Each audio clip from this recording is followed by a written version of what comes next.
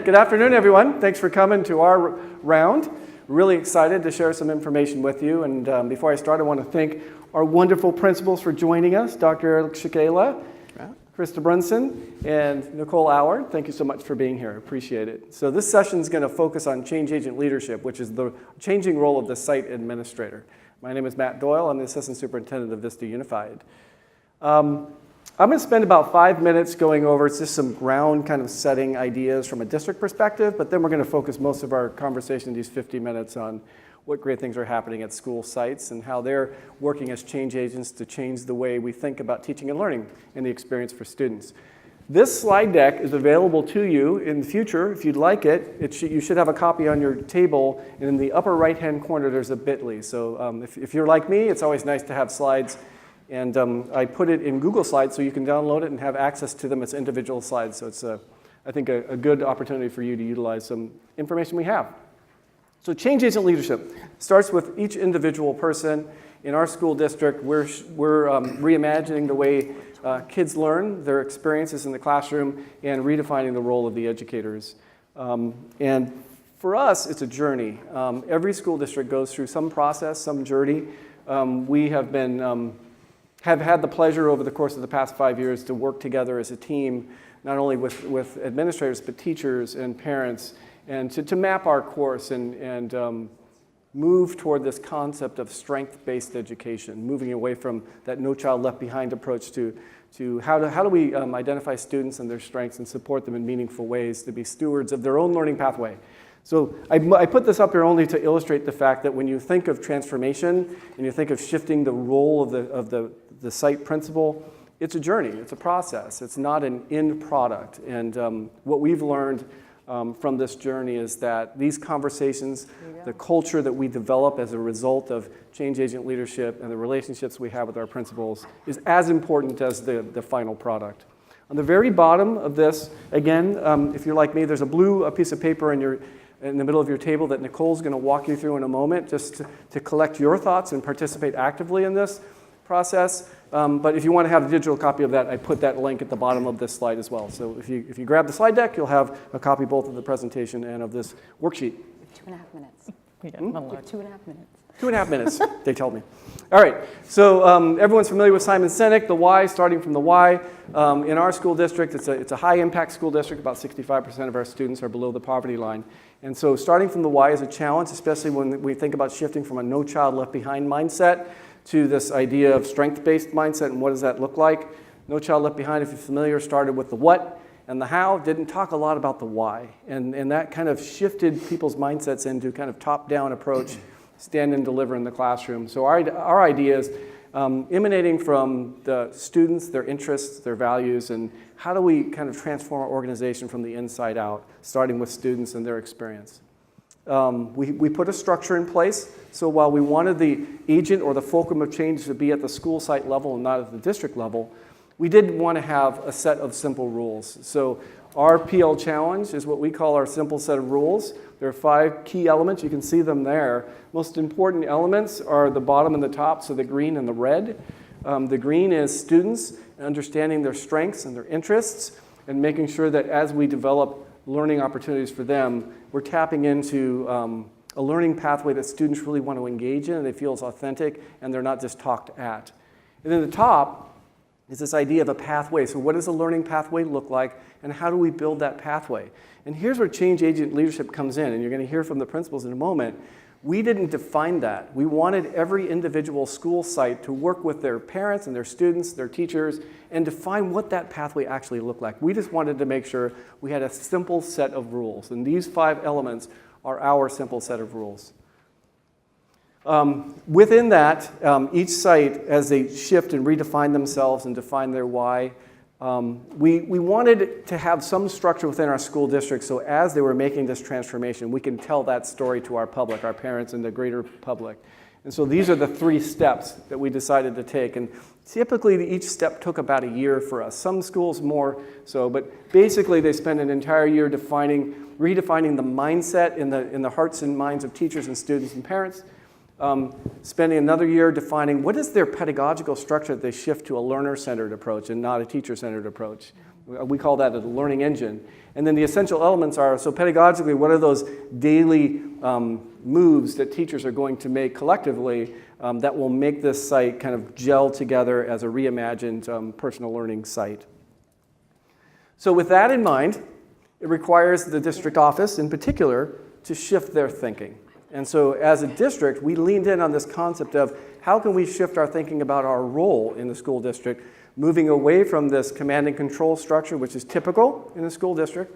Our school district is about 22,000 students, so fairly large, to this idea of creating a culture where we're trying to set the conditions for principals and teachers to be inspired and do great things. That's a different cultural mindset. In order for us to do that, we have to shift away from this very typical approach to technical change to more adaptive change.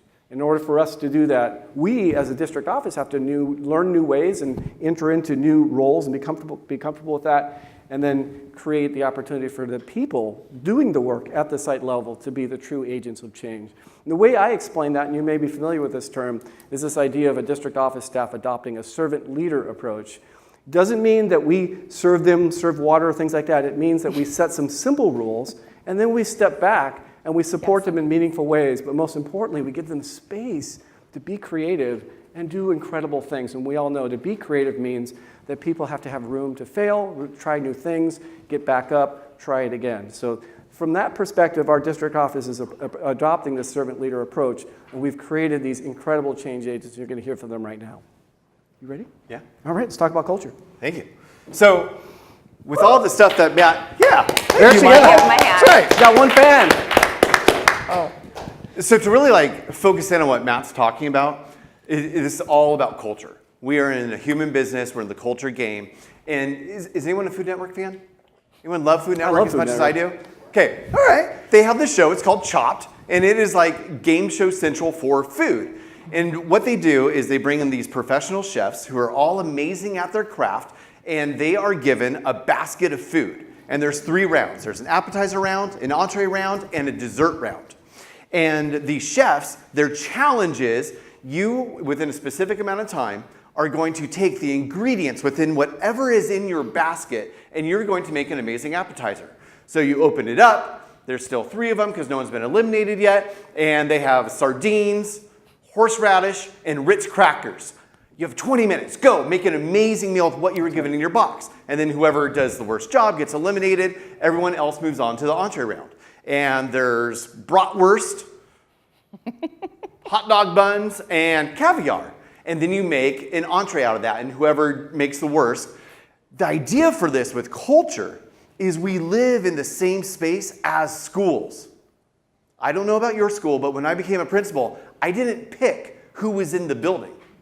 I didn't pick the assistant principal I was working with. I didn't pick the teachers who were in the building, and we didn't get to pick the kids. We're even a school of choice at this point, and we still don't get to pick the kids because they're a random lottery selection.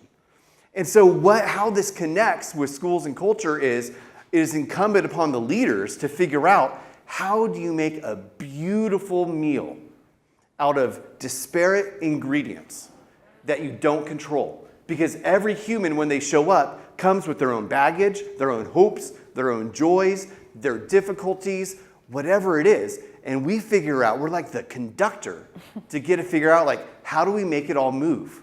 Whether that's at the district level or the school level.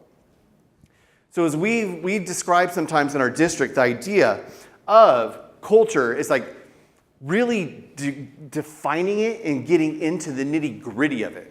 Because everyone says, oh yeah, we know what culture is, and we have thousands of people come through our school every year, and we talk about the importance of culture, and typically what I find is the principal who's wearing a suit and looks nothing like the team of teachers that person's coming with will nod up and down. Yep. Ecker. Yep. Michael Eckert's a great example of that.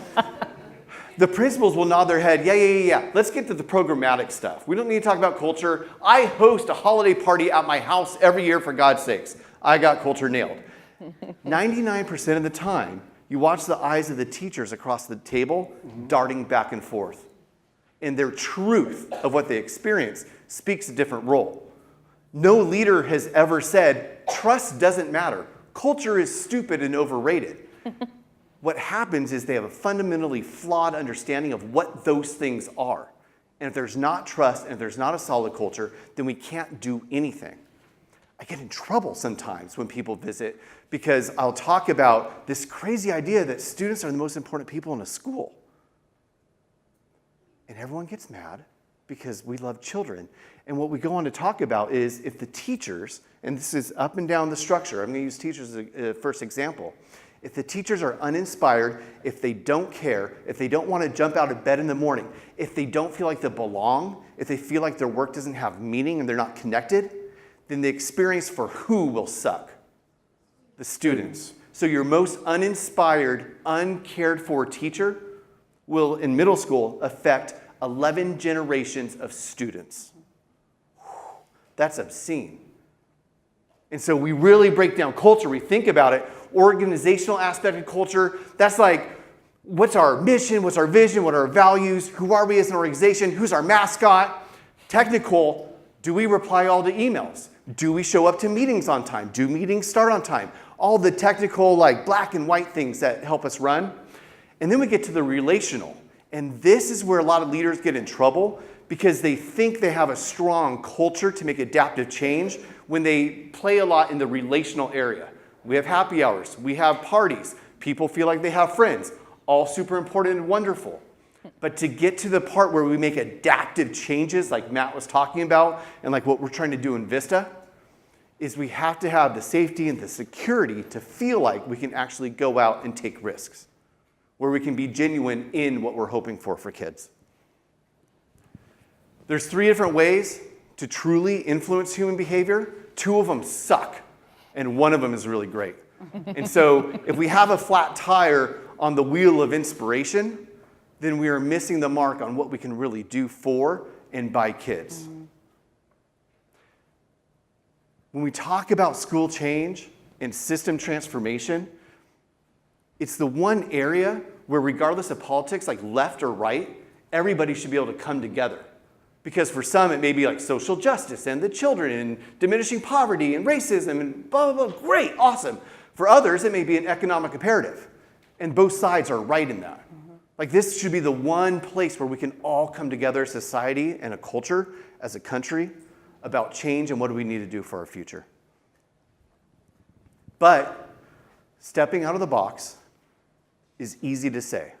I've seen some of the most in-the-box leaders talk about being out of the box. I'm like, what the heck are you talking about? I want to see your box. I'm very confused by your box. And we have to realize that sometimes when we tell people to step outside the box, we're really asking them to walk on a tightrope. That's right. And that is frightening. Right now, we're at a point, autonomous vehicles, self-driving cars, fantastic. The technology is great. The technology for self-driving cars itself is not why we don't have self-driving cars everywhere. The infrastructure that existed beforehand sucks for self-driving cars. Look at the craziest intersection by your school or your house. We created that. That's an infrastructure. If we could have created from scratch an infrastructure for self-driving cars in and of themselves, we would all be driving driverless right now. And that is what school change is like. We are making great modern changes within an archaic old system. And so we have to love each other and care for each other as we do that, or else we ain't going nowhere. All right, Krista. All right, thanks, Eric. Oh, wait, before. So part of this worksheet is just to give you an opportunity to reflect. So often we go hear things, we think, oh my gosh, this is amazing. We write them down. All of a sudden they end up in a binder, folder, whatever on your shelf, and you've never processed. So we just want to give you 60 seconds right now to think about the culture of your school or organization. So based on what Eric just shared about his culture and his ideas of culture and the dimensions of organizational culture, how do those ideas best support your work? Where, as an organization, are you in terms of celebrating that culture? So what needs to be celebrated and what needs to be kind of pushed forward? So spend about 60 seconds just thinking about that. Okay, thanks for taking that moment. I'm going to tell you a little story about a little school that might sound very similar to your school or your experience that you are currently in. So I started at Lake Elementary, I followed an administrator that had been there for 20 years or so. Most of our staff has probably been there the 30 years that the school has been open. So I came into a very traditional, proud system. We were proud of ourselves, we were proud of our test scores, we were proud of our traditions, and I came into this really beautiful traditional space, and it was great. And people were nice, and they were friendly. And one thing that I discovered quickly was that this traditional system was not only just desks and rows and teachers directing instruction literally all day, every day, but it was also a very adult-centered system. So we weren't really operating around what was important for kids or thinking about what we were doing to serve or move student learning forward. We were really just in operation mode, how we've always operated, very traditional system. So the first goal I made for myself was, if I can do anything at this school, it will be to move from adults to students. So I don't know how I'm gonna do that. It's just this thing that I had in my mind, this is where we need to go.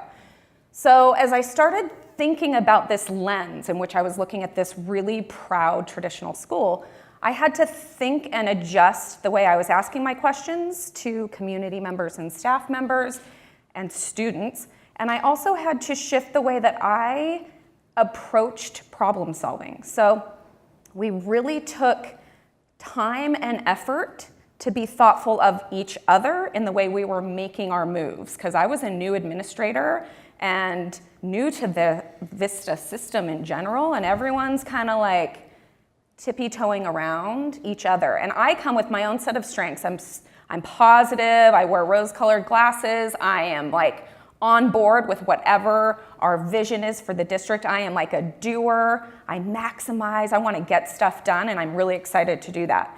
But I'm walking into a culture that is timid, is not so sure of that. So we took a moment to really get to know each other, and we really focused on being vulnerable, sharing our stories, sharing who we were and what we brought to the table that was powerful and important.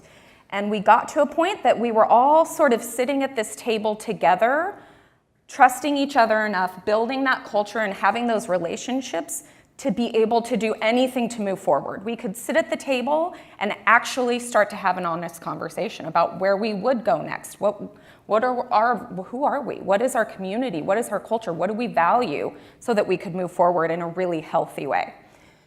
So shifting that lens was really important for me to actually get everybody on board, and not in a facade sort of way, in a real way where you're having actual conversations about things that matter, philosophies about instruction. I mean, it wasn't about what was shiny and cool at the time. It was not about learning environments. It was just about who are we and what makes us powerful to be able to do good work. So then we kind of moved into what do we do now? So we have all these things we throw out to each other all the time. Oh, best practices, and we're personalizing, and differentiation. So I became sort of this bridge builder to really understand, what are we talking about? We have to be able to talk about the things that are important to us, and like those commitments that we're making to our families. If a student walks onto our campus, what are we telling them we do? We're just defining ourselves as awesome because we've always been awesome, but we could not really say what made us so awesome. So we spent a lot of time going over, what does it look like? So we centered ourselves in pedagogy. We learned how people learn. We spent 6 months learning about how people learn. We spent a year and a half on the formative assessment process. We understood the building blocks to get to a learning goal. Like, that sounds so boring. All I wanted to do through that work is hand out magic wands and bibbidi bobbidi boop it all away so that we could just get past the really hard work that was kind of getting us to this understanding of what personalized learning actually meant in instruction in the classroom. So that formative assessment process where we're starting with the standard and we're mapping out like, how do we make this learning transparent? What are the success criteria along the way if I'm a kid that has no idea how to get to this end? And in those conversations, because we had that lens and we had tackled problem solving together as a team, we were able to be vulnerable and say, I didn't know that was not in that 4th grade science standard. What? Wow, let's get on the same page for a second. But it took a very strategic plan, systematic, that I never wavered from. Any moment of time I ever had was the next step in building our capacity to define what good teaching practice actually looks like. And then having everybody at the table to have that honest conversation and building that culture until then was what made those conversations able to actually happen. And it was the most power. This is, now we're like 6 years in and we're rolling. Now we can actually do the work that's really important. And we've kind of gotten to this place now where we're modeling the thing that we are expecting of our students. So if I'm expecting to walk into a classroom and see peers giving feedback and a teacher giving feedback to a student, we now have a structure where teachers want to see the practice of their peers and give each other feedback. But it didn't happen overnight, and the really hard work was the strategic plan of defining what that was going to look like very specifically in our classrooms at our school. So that's a little bit about Lake. I think your second box is more about thinking about who you are. I loved Krista's phrase of, we sat at a table. And so whenever you sit at a table with people, you get to learn about them, their strengths, and what they bring to the table. So spend a little bit of time thinking about your organization, thinking about the strengths that are there, and answering the question on the front. So how can you use those strengths to make them more vested in what you're doing as a school or as an organization? So another 45, 60 seconds, just dump your cup, think about the strengths in your organization and how you can leverage those. Okay, so we're gonna shift a little bit. You heard Eric and Krista present an underlying foundation, an important focus on culture, on community, on that coalition that can bring everything together. And I'm gonna spend a little bit of time talking to you about more the nuts and bolts of how we made some pretty big changes in a relatively large high school in California. So just to tell you a little bit about Mission Vista, we are 10 years old. We started with 200 students 10 years ago. We're in our 10th year right now. We now have 1,700 students. And so huge growth in a very small amount of time. We also started from 12 staff members to 80.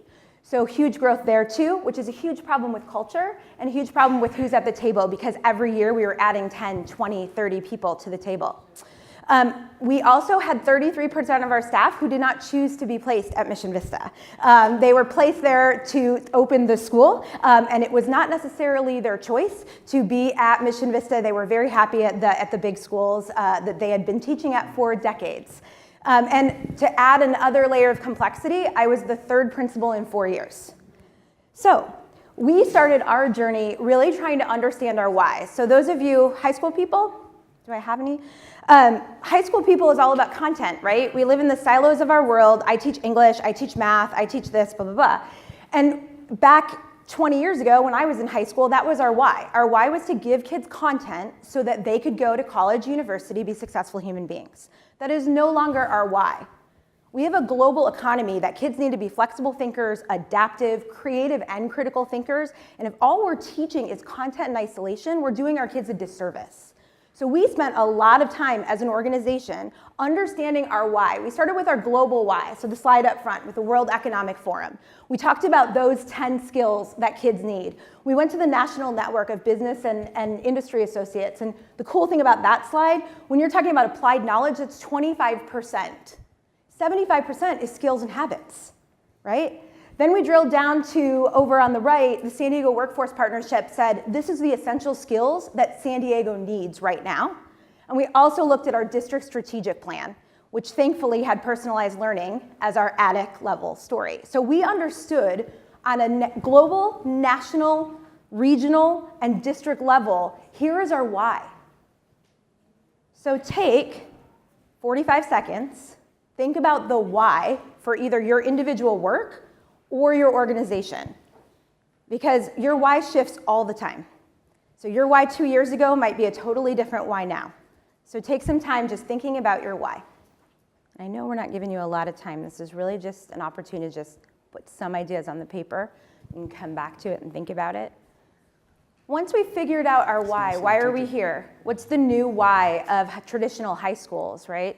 We started talking about who we were, and I did some digging in the first few months I was there, and it turned out we had 30 things that told us who we were. Now, this is in addition to goals, board goals, single plan for student achievement, all that good stuff. We had a mission, a vision, 7 beliefs. We had a core purpose, 5 values, 6 tracks to success, and 9 keys to success. And I guarantee not one teacher knew any of those. Things just kept layering. New principle, new focus, new this, new that. Oh, we need this, let's add that. And nobody had any idea of who we were as an organization and what we were promising to kids. These were posters, probably 15 posters, that were in the back of people's classrooms that gathered dust nobody looked at, had those edges that were curling up, right?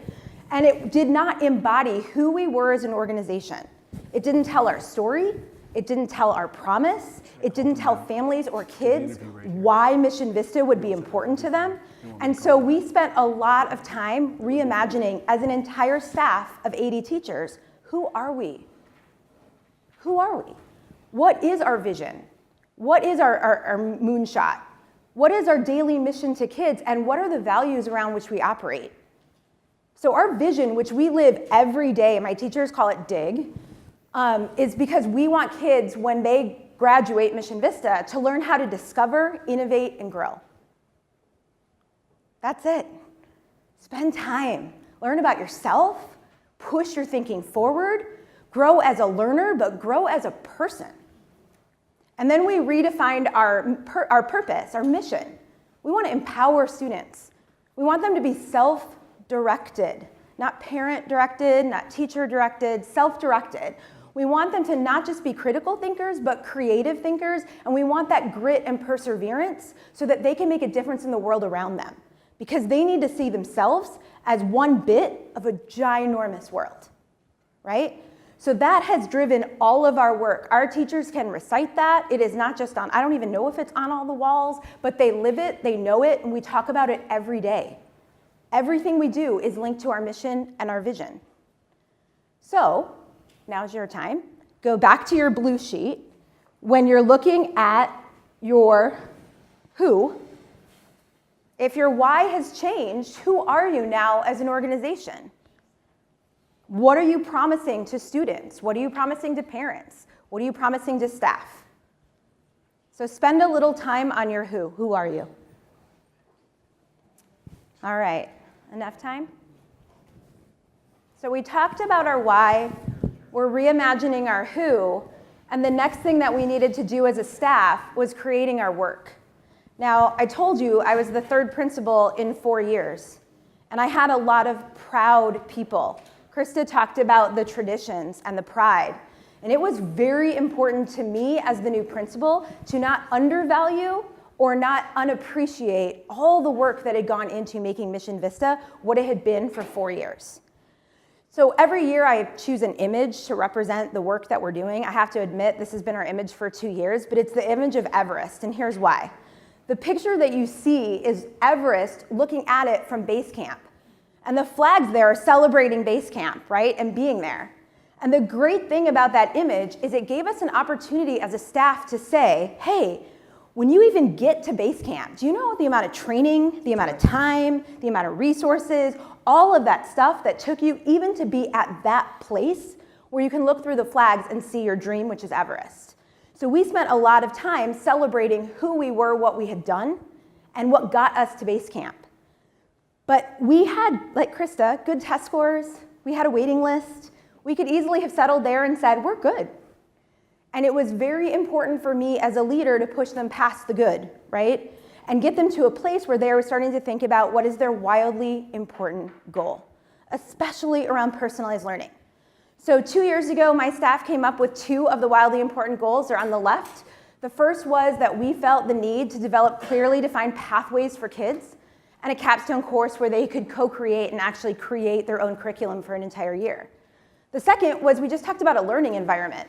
Knowing our why, we needed a learning environment that allowed for personalization, that allowed for real-world opportunities, and that also allowed for interdepartmental collaboration. So they didn't just see, oh, that's math, and they don't see how math relates to PE or to dance or to music, that they see them all interconnected. The great thing about that WIG, our wildly important goal, was that it was vague and open-ended. The bad thing about that wildly important goal was that it was vague and open-ended. So the great thing for staff that had never had a wildly important goal, that had never pushed forward as a school to do something, that was 80 teachers and 1,700 kids, was that it gave them an easy entrance, right? They could establish a learning environment in any way that they wanted, which was also a negative because at the end of the year, what did we really accomplish and how could we measure it? The great thing about Everest and Base Camp is that there's tons of stories that people take certain routes, get a little bit up, realize this isn't going to work, and come back down and start again. So that's what we did. So on the right is last year's WIG, which is very much more specific, right? It gives us a deadline by June. All students will have had one opportunity. In every class they take, my students take 8 classes. So 8 times a year, they're going to have an opportunity to have personalized learning experience in each of their courses. Again, vague. It says experience. What does that mean? But they will have that opportunity. Polled my staff of where we were at in January, like how many of you have done this, where are we at? And Google Forms spit out the number 77, and I saw this pie chart, and I thought, well, crap. 77% of my teachers did a lesson, dang it. And then I scrolled through the data. 77% of my teachers pushed and did an entire project. 12% of my teachers completely reimagined grading, personalized homework, and the rest completely redid their entire course. So the beauty of having a 2-year goal, the beauty of redefining, of me being honest as a leader and saying, look, we kind of failed in the first WIG, wasn't as specific as we needed, they then went back and did better things than I could have ever asked them to do. So think about your wildly important goal for either your work or your organization. What is one thing that you can focus on either for the next 3 months or in 1920 that will single-handedly have the biggest impact on what we do for kids? 30, 45 seconds. No big deal. It's easy. All right. So we've talked about our culture. We've talked about leveraging the strengths of our community. We've talked about our why, our who, our work. The next step for us was about aligning our ideas. So personalized learning is a word that's tossed out all the time. And if we didn't have an opportunity to step back and say, looking at our WIGs, what's the foundational level setting that we all need to do in order to make this work possible? So for us, aligning our ideas meant adopting a definition of personalized learning. And it didn't just mean putting it out there, because we put it out there and about 3 months later, people were like, I don't understand. It meant revisiting that definition and really pulling it apart word by word. And my teachers fell in love with the words meaningful, rigorous, authentic. My AP teacher said, I always thought personalized learning was easy. And I was worried as an AP teacher. But I see the word authentic, I see the word meaningful, I see the word rigorous, and that makes me happy. So we adopted this definition, we aligned that. We aligned the 16 habits, Benekalic. We chose the 4 elements of personalized learning. A lot of our teachers decided to do project-based, so we wanted to make sure we had a definition of that. But we spent time going, if this is our work, what is the basic information that every single teacher knows in order to do that work? Where do we need to fill the gaps and plug the holes to make sure that when they go, okay, I'm creating my personalized learning unit or project, what am I supposed to do with that? So you've set your WIGs or you've set your work. You know the work you're working on right now. You know your staff, your people around you. What are the gaps that are missing? What ideas do you need to go back to revisit and realign? Or what are the ideas that you need to bring forward so that you can set a level and have that information and everybody has the exact same bit of knowledge? So think about that. All right, so after we've aligned, one of the biggest things that we had to do was allow the risk that people were going to have to take. And every single one of these slides, in one way, shape, or form, have been in front of my staff throughout the year. And so this is the slide I put up when it came time to talk to my teachers about this is scary and risky work. The first is, we all know that when I say personalized learning and create an opportunity, there are going to be those teachers that cannonball into it, are like, yes, I will do whatever you say. Those are the Erics, right? That are like, I'm on board, let's go. I don't even know what I'm doing, but I will do it. So I said, there are people in this room that are cannonballers. You don't have to judge yourself by that person. It's great to be a cannonballer. We need cannonballers. But it's also totally okay if you are just going to dip your toe in this year. It's cute because my teachers will say like, well, I cannonballed into it, or they'll say, I'm a toe dipper. I toe dipped. I'm like, okay, that's great. At least you put your foot in the water, right? So we had a huge conversation as a staff of, when it comes to this goal, when it comes to our wildly important work, it's okay to cannonball, it's okay to toe dip, and more importantly, it's really okay to belly flop, right? So I, as a leader, model it. I know Krista talked about modeling. We model that there are failures. We model that things we tried and things we did worked and others didn't at all. And our teachers celebrate those failures and we move forward. Failing is fine. It's great. You learn so much from failing. We tell our kids that all the time, but as educators, we hate to fail. So I needed my teachers to understand that it's okay if we belly flop as long as we're willing to get back, right? To get back up and jump one more time. And that kid is so happy belly flopping that like, it's beautiful. So, yeah. Think about your staff. Think about what you need to tell them it's okay to. What risks do you need to allow? Spend about 30, 45 seconds thinking about what are the risks that you say it's okay to do that, to try. Ooh, that's my next. It just keeps going. That's my next. Actually does that. I know, it's a meme, so it's like, do you want me to like switch to the next slide soon to keep watching? No.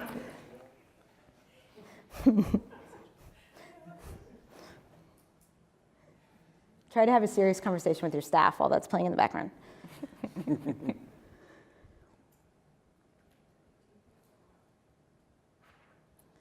All right, so let's talk about the last part.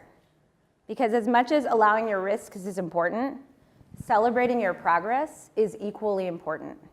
We were in a session earlier with Dr. Doyle and with Andy Calkins, who's back there, and they talked about the messiness of change, right?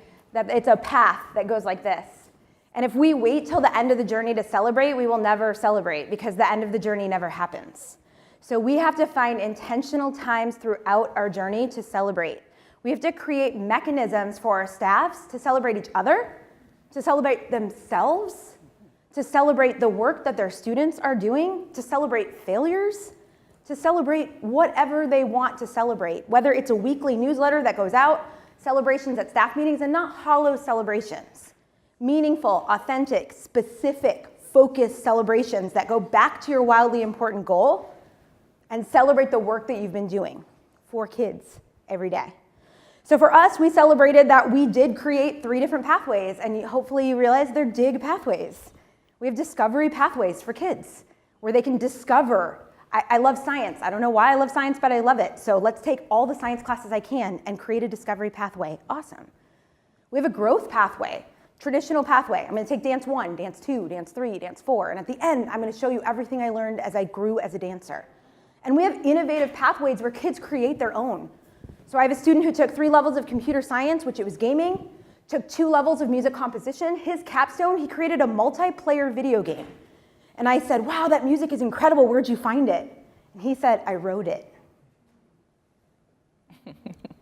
So we have these incredible pathways for kids. We have our MVP, My Vision Personalize, which is our capstone class. We currently have 12 seniors in it. It's the first time we've ever done it. They're doing better projects, more amazing things than I could have or any teacher could have ever created for them. And the other important part is that we celebrate that every day in every class, kids aren't just getting content, because we know content's important, but they're getting essential skills, they're getting habits, they're leveraging their own strengths, interests, values, and they're finding their way to different resources, to mentors, to other people to help and things to help them navigate the journey, which they will use all of those skills when they get onto the global workforce.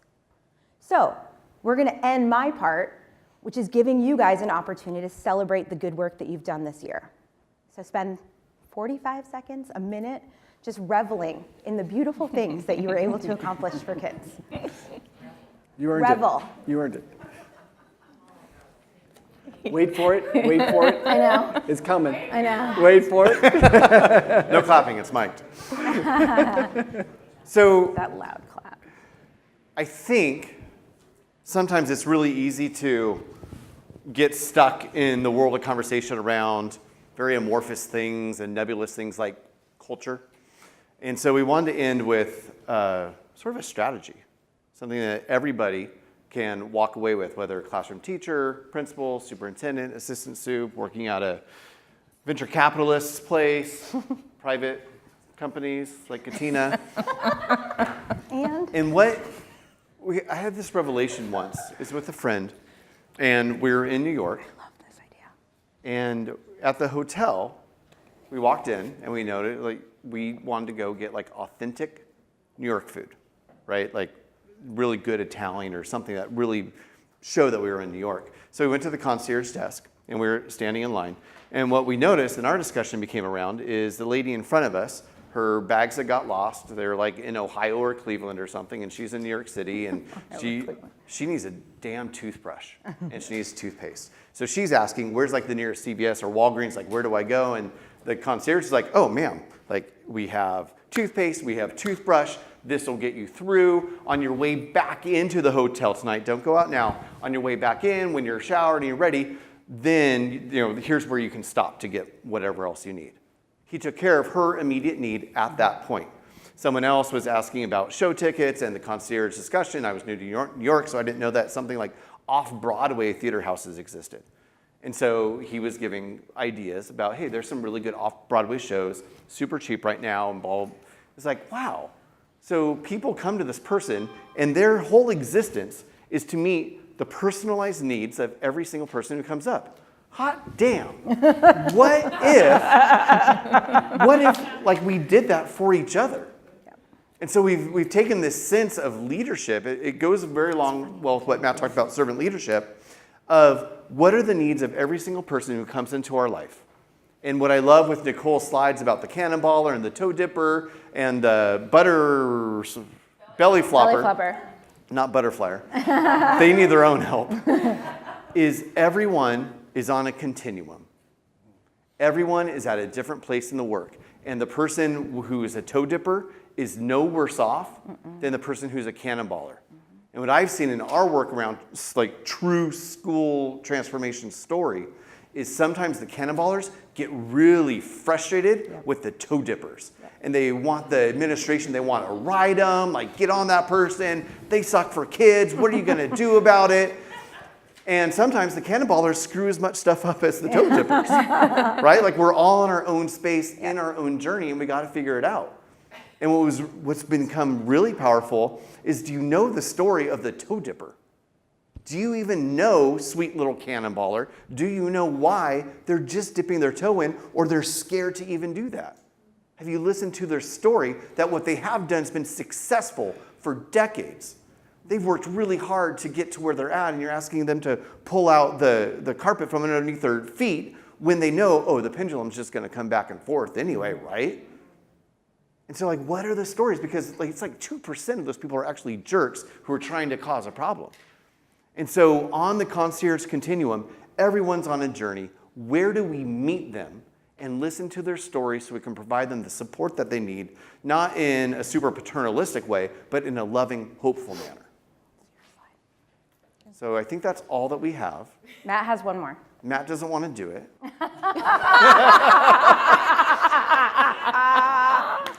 So thank you all for coming. We gotta see. I love Eric. I want to know what this is. I want to know what it is. Eric, you're awesome. That's I love good. you. That's good, Matt. Thank you all guys for coming. We appreciate your it. time. Thank you.